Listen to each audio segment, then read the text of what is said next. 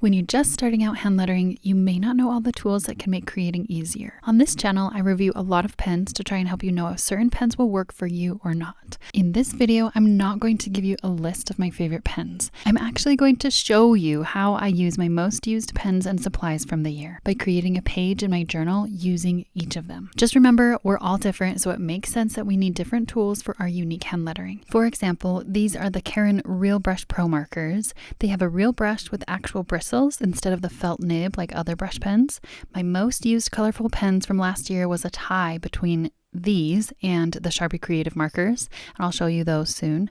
But I know these real brush markers are not going to be everyone's favorite, but they are my favorite. I love the styles they can do with the real bristles. I especially love the neon colors. Anyway, let's use these. First, most used hand lettering supply is paper. For today's project, I'm using my Ensign watercolor notebook, but the most used paper from this year were all of these notebooks. Bristol smooth paper for smooth blends. Paper makes a huge difference with the pens you're using. Archer and Olive for a daily journal. I completed these two journals this year and I started my pocket size one. I exclusively use notebooks now. I don't like loose paper. And for basic smooth paper, I use this Rhodia notepad. Really inexpensive to just get started. I do need to add that I'm trying a couple of new notebooks this year to explore, so stay tuned for that.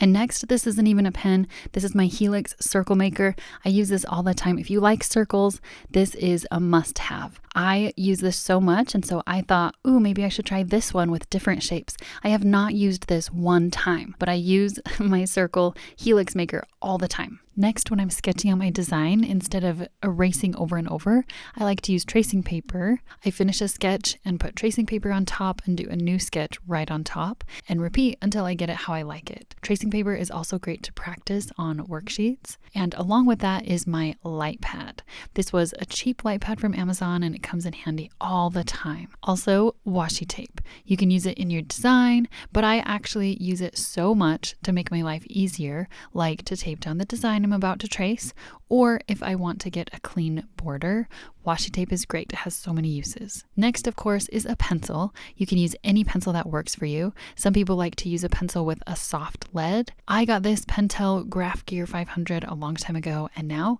this is what I'm used to. I like that it's a little heavier than other mechanical pencils. I don't know, it works for me. This is the pencil I love. Basically, find a pencil that works for you because it will always be the most used hand lettering tool for your whole life. And next is this Sumo Grip eraser. I like that it's kind of like a mechanical pencil where it's all tucked in. I feel like the eraser stays cleaner this way. I also like that it's the size and shape of a pen, so I can stick it in with my other pens and it doesn't get lost down at the bottom because it's a little tiny eraser. It's my go-to big eraser that I use all the time for everything. And a little honorable mention is something that helps me with my hand lettering styles.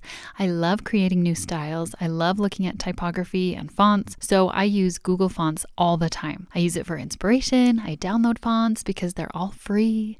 I use it as a reference in some designs. As you can see in this project, I'm filling this circle with the alphabet in different styles. There's really no right or wrong way to do this. It's simply what's coming to me at the time. I can draw on inspiration from fonts that I look at all the time and just play with my letters in new ways. Another eraser that I love so much is this Tombow Mono Zero eraser. It has a tiny little tip and it feels like a pen, the shape of a pen. And I use it when I know that I have my sketch, but there's little pieces that I don't want to be shown at all. I need to erase the inside of the details. With my big eraser, I can't erase the tiny little areas. Before buying this eraser, I didn't know how much I was going to use it, but now it comes with me everywhere I go. I use it all the time. And a third eraser that I love so much is this kneaded eraser. Who knew that you needed so many different types of erasers? I certainly did not. This one I love so much because you can choose the amount that you're erasing. So when I have a pencil sketch and I'm going to do watercolor or light colored markers on top and I don't want it to show through, but I still need my pencil sketch to be able to see where to lay down the markers, I use this so that I have a very, very faint pencil line. So you could just use a regular eraser for this, but it's a lot harder to control how much you're erasing. Somehow with the kneaded eraser, eraser, you can just lightly go across and it gets just the right amount erased. This kneaded eraser is sticky and gummy, and so I usually don't take it with me when I go places. It just stays at my desk, but that works for what I use with it. And next, for a black fine liner, I have so many black fine liners and I use a lot of them, but the most used this year was my Zig Rider, and this has a bullet tip on one side and the fine tip on the other side. It's waterproof. I really like the feel of the fine tip. It's really smooth, and so this one I use all the time just for the basic black fine liner. If this is not the pen for you, you might love any kind of black fine liner. It's definitely a must-have in your hand lettering toolkit, but for me, this one has been so great. It is waterproof. I'm going to do some watercolor on top of this, but I wanted to lay down the black first because I wanted to see my letters, and then I'm able to erase all of the pencil and make sure that there's no pencil under my watercolor at all. I use the fine tip more than the bullet tip, but I do like that I have the option of the bullet tip as well. So this one is the fine liner that comes with me everywhere I go. One of the benefits of using pencil first is that it's not permanent until I ink it. So now that I'm using my fine liner, I could go exactly over the pencil, but I don't have to. If there are any little spots that I think need to be changed, I can do that now with the pen. And you can see I'm trying to make my letters a little chunky. I want some space inside each letter so that when I come in with the colors, there will be plenty of room for the colors to really pop.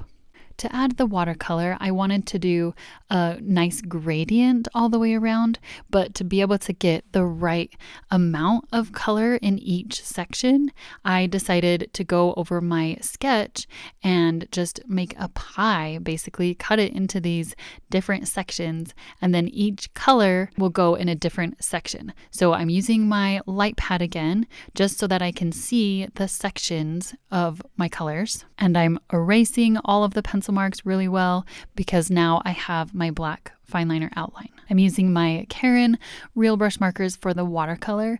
I have always used Caran markers for my watercolor, even before the real brush came out.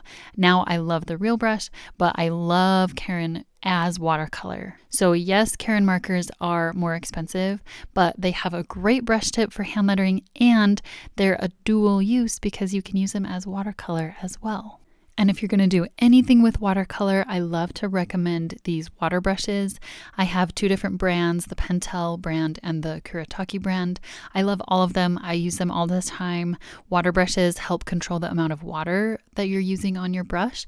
And I also like the really firm bristles. I haven't found a regular paintbrush that has that firm of bristles. I keep a water brush in my pen case because they're really portable, they're easy to travel with, and it helps to be able to blend brush pens. So even if you're not doing a full-on watercolor page, it's just a simple way to blend your brush pens. And another thought I had about this alphabet circle, if I were to do this next month, it could look completely different. And that's the point of hand lettering. You're using your own creativity to come up with a design.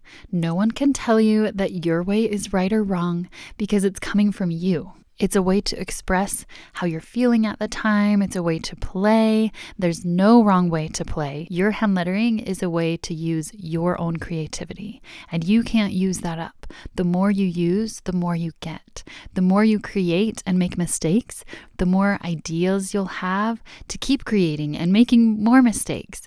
It's all an experiment. And maybe today you're loving this alphabet circle, so you decide you want to try it for yourself. You might try to use these styles exactly, and that's great. That's fine with me. If you need to use these styles to get started creating, go for it.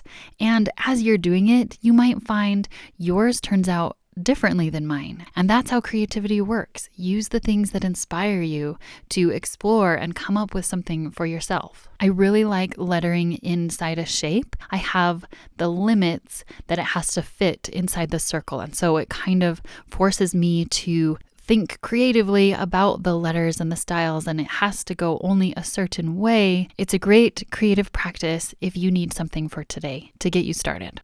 I love the look of watercolor. I love those natural blends. I also like acrylic markers. Like I said in the beginning, the Sharpie Creative markers were a tie of most used.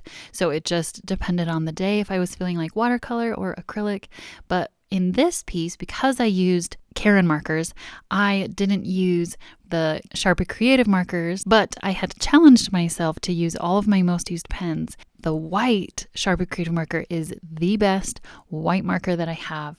And so for the little splatters and extra watercolor spots that I had, I covered it up, and it did take a few layers. One layer was fine, but then to make it even more opaque, I used a few layers and it worked great. The Sharpie Creative white bullet tip marker is so good. I love it so much. My all-time favorite gold marker is this Marvy Deco Color. It is alcohol-based, and so it can bleed through even Archer and Olive journals, but this is my watercolor notebook. I'm not using the other side of the page. I like to find ways to use this as often as I can. Anytime I want gold, this is the marker that I go to. So I decided to add some sunshine rays around my alphabet circle. I just love how shiny this gold is.